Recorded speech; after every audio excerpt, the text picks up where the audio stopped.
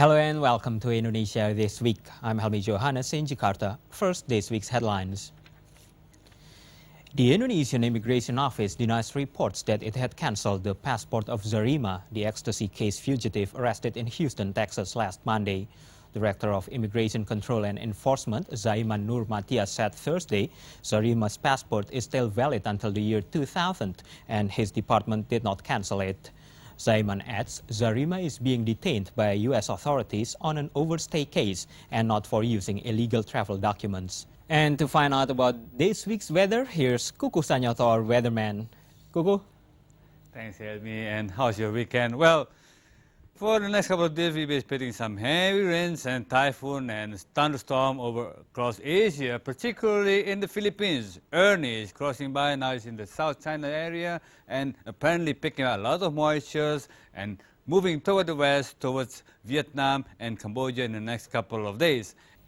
Thanks, Kuku Sanyoto, our weatherman. And on this week's agenda, Boni Setiawan is showing his latest works in an exhibition called Into the Heart of Java at the Duta Fine Arts in Kemang, South Jakarta until November the 12th. While the etchings, lithographs and serigraphs of Indonesia's painting maestro Afandi are on display at Maruzen Gallery in Pasaraya, South Jakarta until November 12th. And an evening lecture by Philippe Denglal titled Irian Jaya Rock Art is held on November 12th at the Erasmus House, South Jakarta, beginning at 7:30 in the evening. And that concludes this edition of Indonesia This Week. Thanks for joining me this evening. From Rcti Studio 5 in Jakarta, I'm Helmi Johannes, along with this week's news team, wishing you a very good night.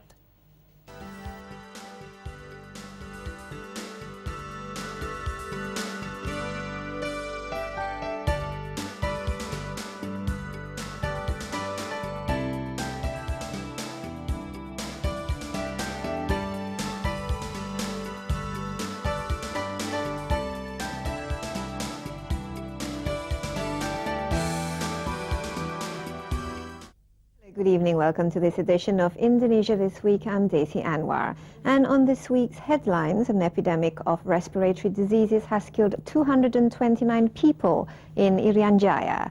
Regions in the Jaya Wijaya area said last week that 120 people in the sub-district of Okbibab and 100 people in the sub-district of Trikora had died from respiratory illnesses since January. And that's all for Indonesia This Week. I'm Desi Anwar. Thank you for joining me. Have a very good night.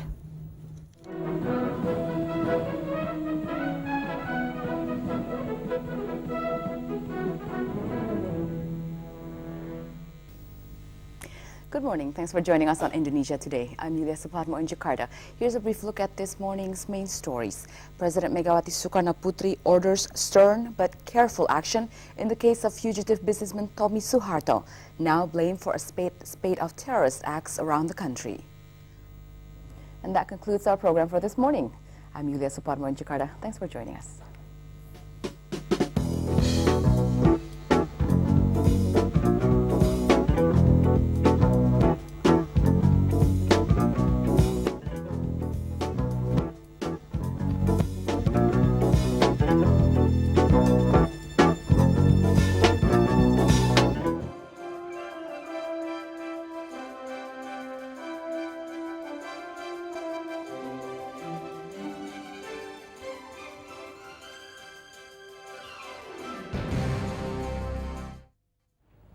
Good evening. Welcome to another edition of Indonesia This Week. I'm Jason Teja Sukmana in Jakarta with this week's headlines.